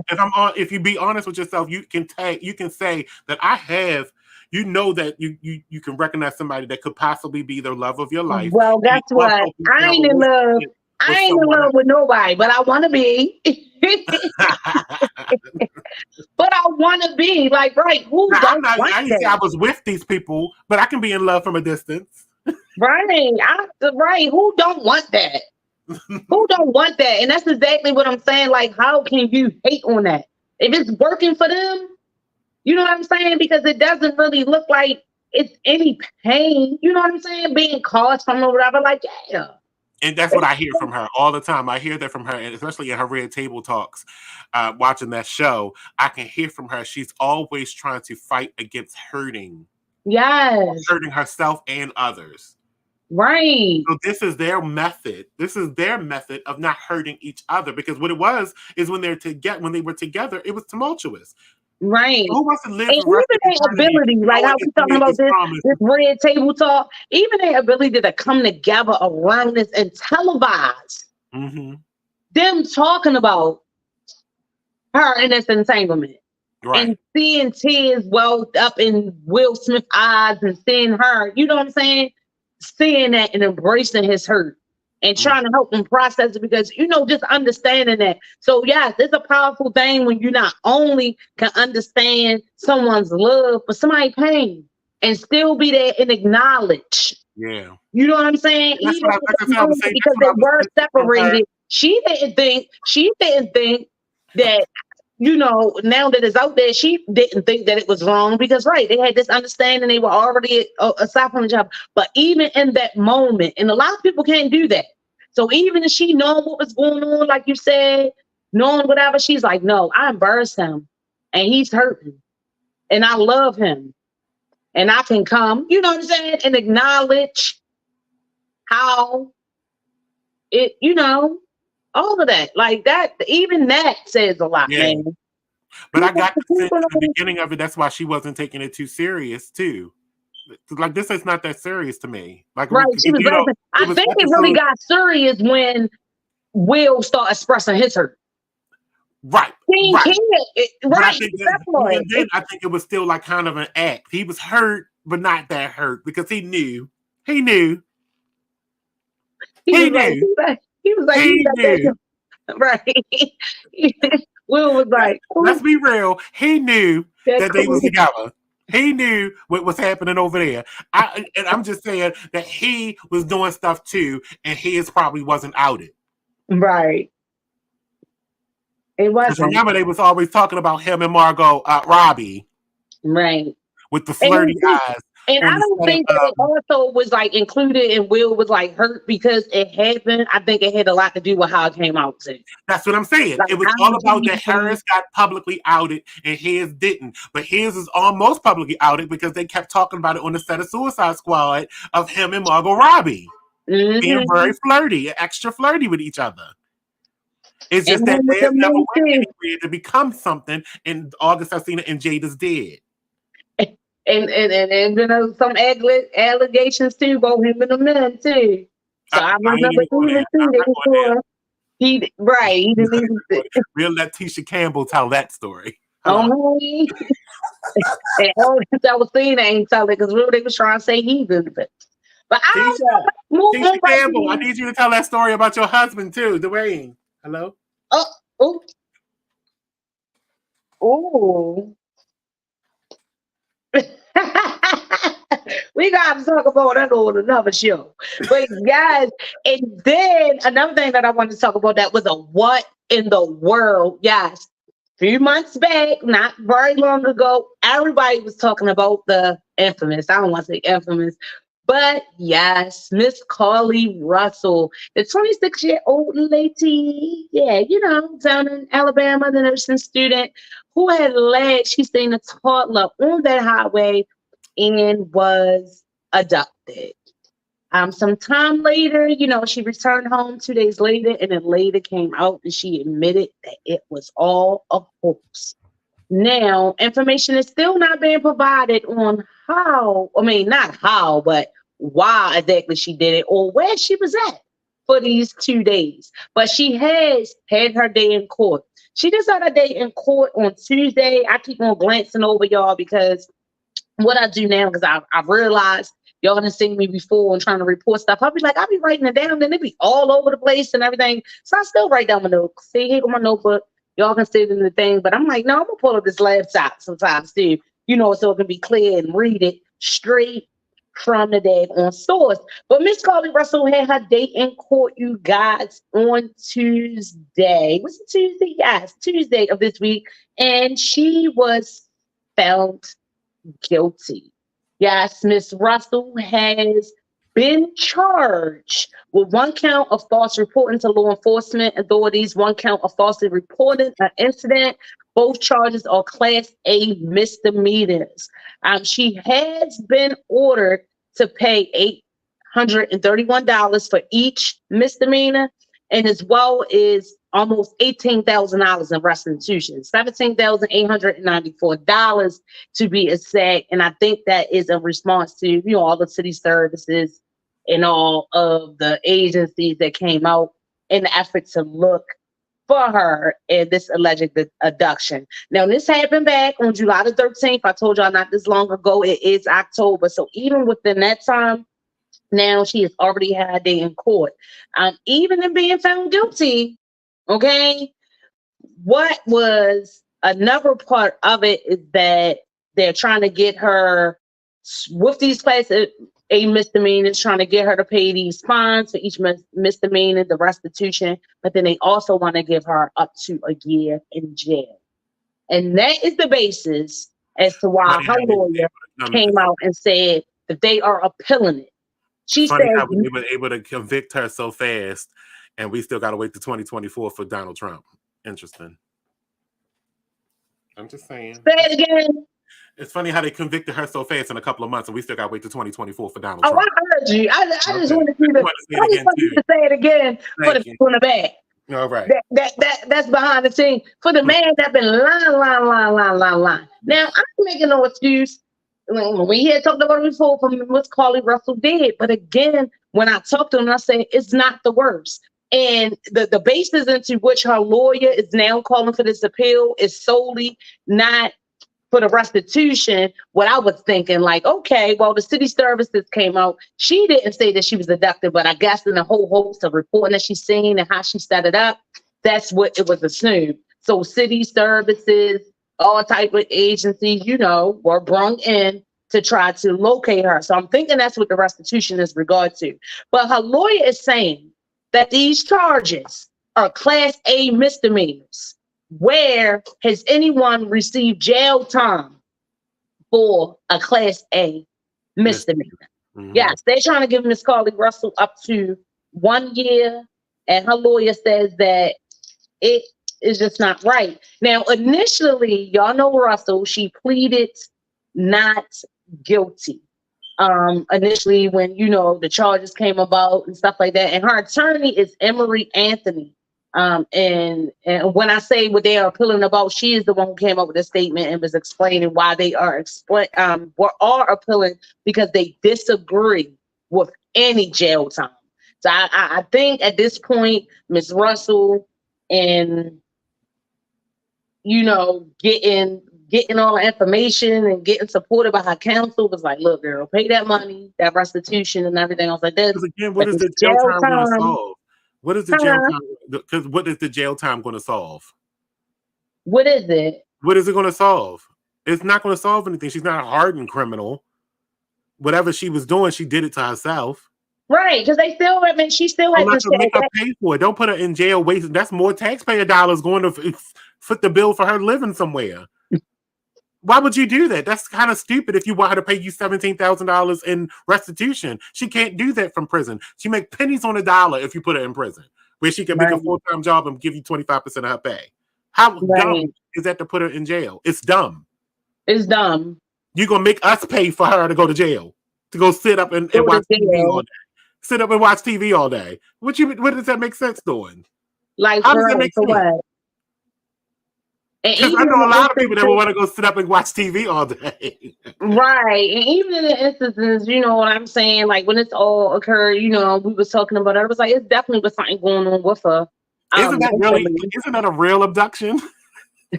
When you go to jail, isn't it that's the real abduction. So you just want to abduct her, really. They trying to snatch her. They trying to snatch her off the street. Right. And abduct her to a prison. But it's being, and yes. So she fakes an abduction. She fakes an abduction, and you want to abduct her for real. Well, yeah, she was allegedly, well, we know it wasn't allegedly. We know what kind of trauma comes from jail. Why would you traumatize her for real? Right. She was gone 49 hours. She was gone 49 hours when she would have got abducted. They want to make her gone for 365 days. I got to figure out how many hours that is. But why would you? That's why I say you can tell she was going through something. And I'm just assuming that because even to pull off this host of this magnitude, there was some kind of trauma. There's some kind of trauma, some mental. Yes, a mental breakup. And you know the story was saying to give her more mental instability. Right. Well, her lawyer, her attorney, Miss Anthony, she said, under the circumstances of this being a Class A misdemeanor, and not only a Class A misdemeanor, but her first offense. Her first offense. She said, if you can find where someone was put in jail, bring the file to me, and then I'll look at it. They are not put in jail. So we totally disagree with that. So that's the basis of them going up for the appeal. I haven't seen anything like she was against paying the money or anything else like that. But yeah, the $800 and something per misdemeanor, and then almost $18,000 in restitution. And we talked about it with that before. You remember you were saying that you was playing the adversary advocate, but you know, we were saying that but she never said she was missed. Right. She's saying I was getting ready to say that too. She didn't tell her mother to call the police. Her mother took it upon herself to do that. She just said she's seen a baby, but she did set it up though. She did set it up as if to make it look like she got abducted off the side of this road. And again, we still haven't ruled out the kidnap theory. We haven't ruled that out. That them kidnappers didn't say you can shut your mouth or we gonna kill your whole family. Because I'm saying they was that fast and they responded real fast. And I know that they was looking on surveillance cameras and stuff like that. There's still so many questions that I have. But I'm like, who came and got her? Because she didn't travel through the woods by herself. Like somebody met her at the end or something. And she didn't go far because again, when she came home, with that story on July the 15th, that they let her go. She still had this money in her pocket. She ain't had no shoes on, walking through the woods or whatever else like that. Like that, people already knew it was like a little. Wait a minute now. Well, you say what? You say what? People was already saying that when they were saying she left a phone and a wig and all that behind. But you know, just even that, like, yeah, somebody met her. I don't know what it was. You know, they were saying that she was trying to get attention from her boyfriend or whatever else like that. But yeah, it's just crazy. And I'm just looking at her picture now over in her little, this picture took when she walked up into the thing, and baby face just looked like she going through something mentally and still like 26 years old. And just that name, when she ever get a job, she was in nursing school. You think? You think? It's a Class A misdemeanor, though. I don't think anything is preventing her from becoming a nurse. She can get that expunged. She probably can't do it in her hometown. Right. She can get that expunged. And again, like we say, as far as the jail time, it wasn't a violent crime. Wasn't a violent crime, even though it was being assumed that something violent probably happened to her when she was abducted. But it was assumed. You can't assume. Right. But that's how she did it. She did the hopes, the bacon, what's your name? Yes, Mom. Nothing like that. I think that was her celebrating going to a school something or whatever else like that. But now she looking like, yeah. So don't traumatize the girl no more. The girl was going through something. And like I took up for her before, not making an excuse, but she was young. All of us have done dumb stuff to get attention from friends or girlfriends and stuff like that when we was younger in love. I don't know if that was the case. But at the same time, it was not the worst thing. It was out there. It was out there, but and again, I don't think she thought that her family was going to. I just don't even know why she had to do all that. Call the police. So she definitely was trying to say that she called the police. She could have just called, but then they still would have called the police because she was on the phone with somebody, acting like and screamed and all that stuff. Go ahead, Carly. Well, if you can't get a job in nursing or anything like that, girl, definitely go into acting, and girl, definitely go somewhere after all of your legal stuff is said and done. Definitely go somewhere. Sell your story. I think they already got something out that looks like a Lifetime movie, not necessarily on Lifetime, but I seen something. The lady was seeing the baby on the highway. But definitely tell your story, girl. Do some interviews and put this information out here. Like, use it to your advantage. If you are looking, Miss Carter, like for real, use it to your advantage. Do some interviews. Tell the whole story. Tell the stuff that people don't know. The why you did it and where you was at and what you was going through. And different stuff like that. Like, seriously, she can really flip this around for her. I'm telling you, if it don't happen, there's more to the story. Now, if none of that what you just said happens, Right. there's more to the story and why she can't talk. And why she will never talk. Because you was trying to say that it did. Well, I mean, you know, not saying that it did, but remember we got throwing out the different scenarios and the possibilities. We don't have evidence that none of the stuff that she said happened to her did not happen. And again, the problem is that she was all over the TV screens in less than 24 hours. She wasn't even missing 24 hours before she was all over the TV screen about her being abducted. And these people say, you say them and Declan said, we're going to let you go. We had no choice. We can't escape. But you better not say nothing. Right. She already gave a description of the people that was after her. That was after her. Well, nobody with no red hair. I'm just and the girl that supposed to have been feeding her Cheez-Its. But see, that's what I'm saying. She bought no evidence to disprove her story because she's not talking. You see what I'm saying? Yeah. And there's a reason for her not to talk because they know everything about her. Her family whereabouts, if they haven't moved and they still staying in that same house, the limits for what can happen. She could go, the mother could go to the grocery store and she find up missing and found in a dumpster. And all of that. So what I'm saying is that, like, yeah, it goes, you already came out and said whatever you lied on. So lie again. Do a movie, write a movie, write a book. Just keep on lying. That's probably why she's not going to do it. Write a book, get you some money. Because I don't know this girl. She probably wasn't a liar in the first place. But look, you got this restitution to pay. Because I don't know if you're feeling that part. Write your book, do some interviews, even if you don't really want to talk about what really happened. At least you can tell that part. So if that was the case and she really was abducted and for whatever reason she had to go along with that, she lied and it was a hoax, what I'm saying is that use it to your advantage. So you're not talking about the kidnappers. Talk about the why, where you was at. Did you hear what I said? What's that? That restitution better get in line with my student loans. She gonna have it. I mean, just the loan. You know what I'm saying? Somebody to hear her story about the why, where you was at. Why you did it? Well, they're still talking about it, and then now especially if she charged, and then especially if it go through, baby, and some type of way she get this time, she better have a GoFundMe. They already have one. Get some help with and hopefully that fund got enough money to pay the restitution. Because then she'd be all she be good. They already had one, but I think they had. Remember the family had one. I saw it when they was looking for it though. That was when the family was looking for it. They probably had to get that money back. Right, and maybe they did all of that because, like I said, you said school loans. Nursing school ain't cheap. It's not. She got student loans. Maybe it was. That's what I say. That restitution got to get in line with them student loans. Maybe she was overwhelmed. And this real oh shoot! I wish I could bring my best friend on here. You know, she went through nursing school. She's a full-fledged registered nurse, and it was not easy.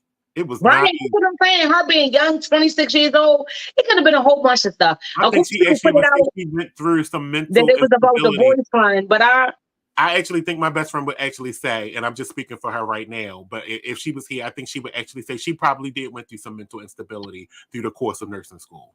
right, I'm sure. Because it was hard. It was very hard, she said. It was hard. I'm She came on sure. out. It was, and she went to school for a long time to finish it. And it was like, Right. she said it was hard. I'm And working sure. full time, And working a then full maybe time it just was job. the pressures. Right. Remember, see, they were saying it was about the boyfriend, but remember, it definitely could have had just But the that could have pressures been of that. mounting. It could have been the The boyfriend pressures to too. do well by your family, your It mom, could have your been all of dad, that. you All of that know?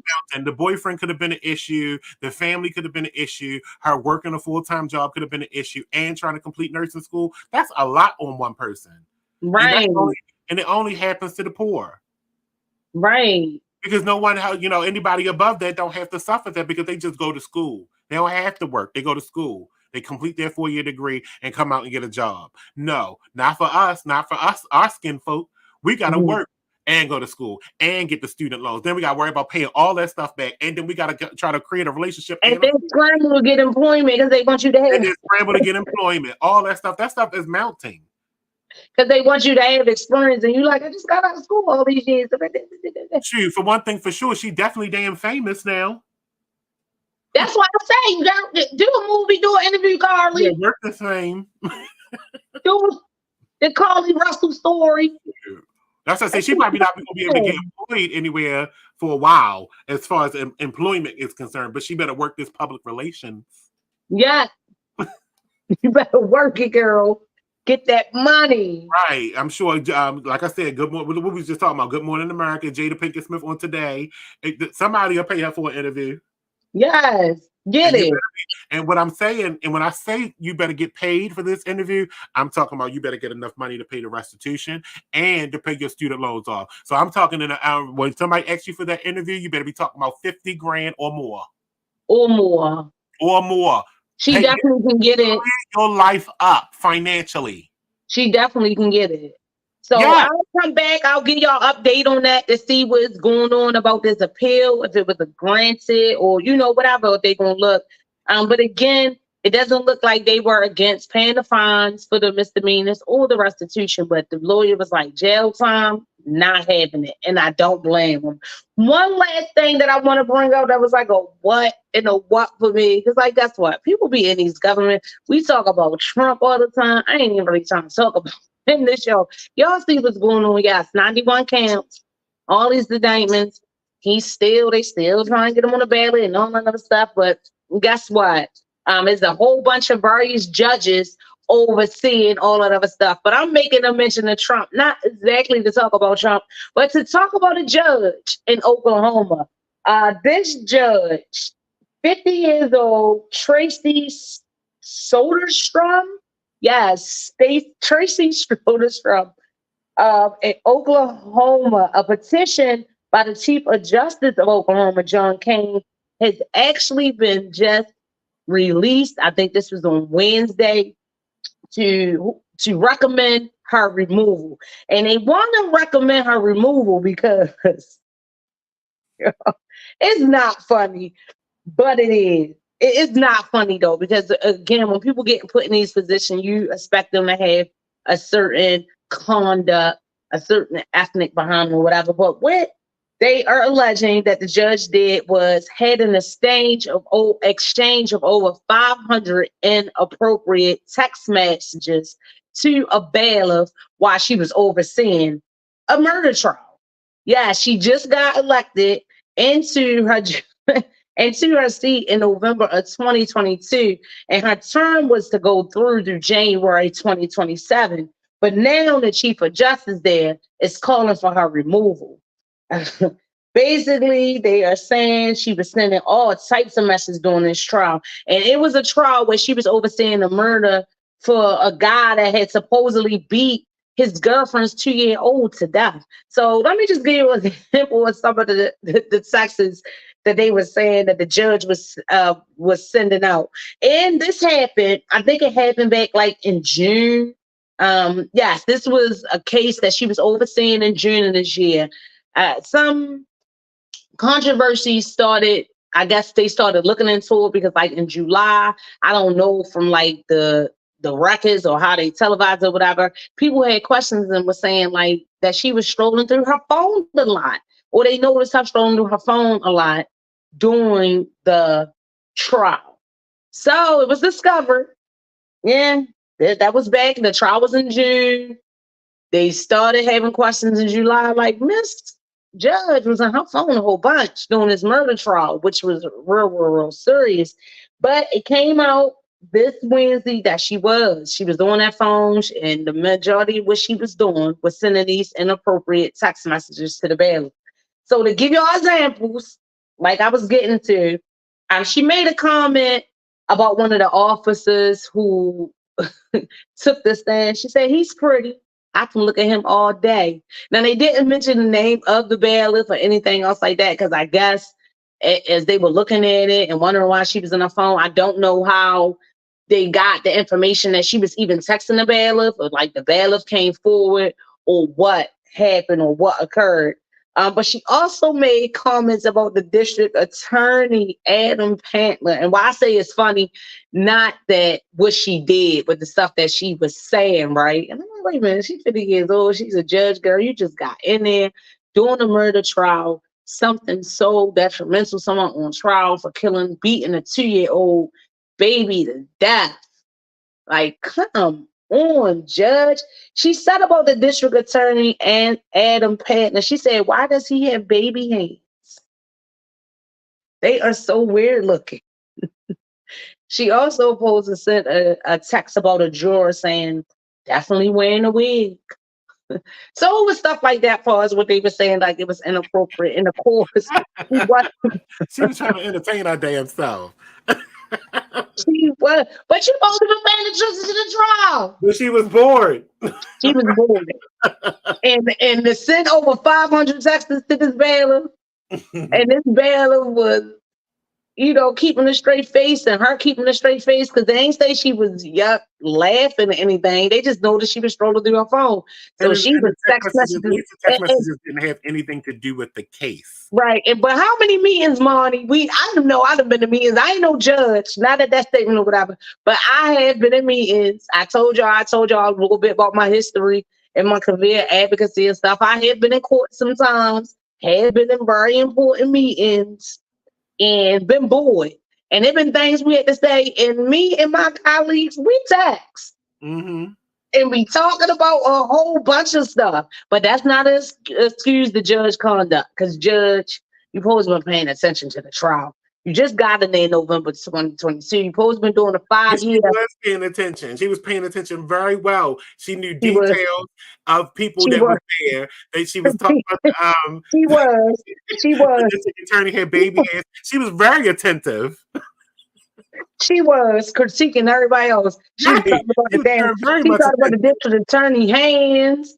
She talked about, so that's why it was funny to me. Not necessarily because even in reading in a lot of the comments, like, oh my God, that's not the most hilarious, but it just made me think about times when I've been in situations that supposed to have been very serious in meetings, and I was bored out my mind, or I had things to say that I knew was inappropriate, or other people had things to say they knew was inappropriate. We couldn't say it out loud, but we surely did wear them texts out. And then, too, amongst Black people, I don't know what thing, too. We got a thing with looks. Mm-hmm. And to do all that other stuff. So a lot of times in those situations. One of the text messages said, I could look at him all day. All day. Yeah, he pretty. I can look at him all day. That was about one of the police. So that's making me think that the bailiff was a female as well. But it might not have been. I don't know. They haven't put out the name about the bailiff or who she was, because I'm guessing she kind of like what they call them, whistleblowers. Like, she came, she shared the text messages, because they got all 500 of them. They said over 500. And yeah, the Chief of Justice says she has to go. This conduct is unacceptable. You just don't do that. It shows that she does not have the right temperament to be a judge. Like, it's too, he ain't like nothing about it. that it didn't came out. So we don't know. It just was a what in the world. Oh, wait a minute, though. I'm saying that now we joking, but here's some serious stuff because she did start talking about the trial. Oh, she did? And in another message, Soderstrom snarked that the prosecutors just couldn't accept that a mom could kill her kid, so they went after the next person available. That's about the trial. That's completely wrong. So that says that all of the texts and being inappropriate, it wasn't that it was funny and her was something. Oh yeah, she definitely. It probably wouldn't have been a problem. I think it wouldn't have been a problem had she not added something about the trial in her text messages. And kind of already having it would have been unprofessional, but it wouldn't have been. But you now was talking about the trial that you over. Here we go with that word overseeing again. Right.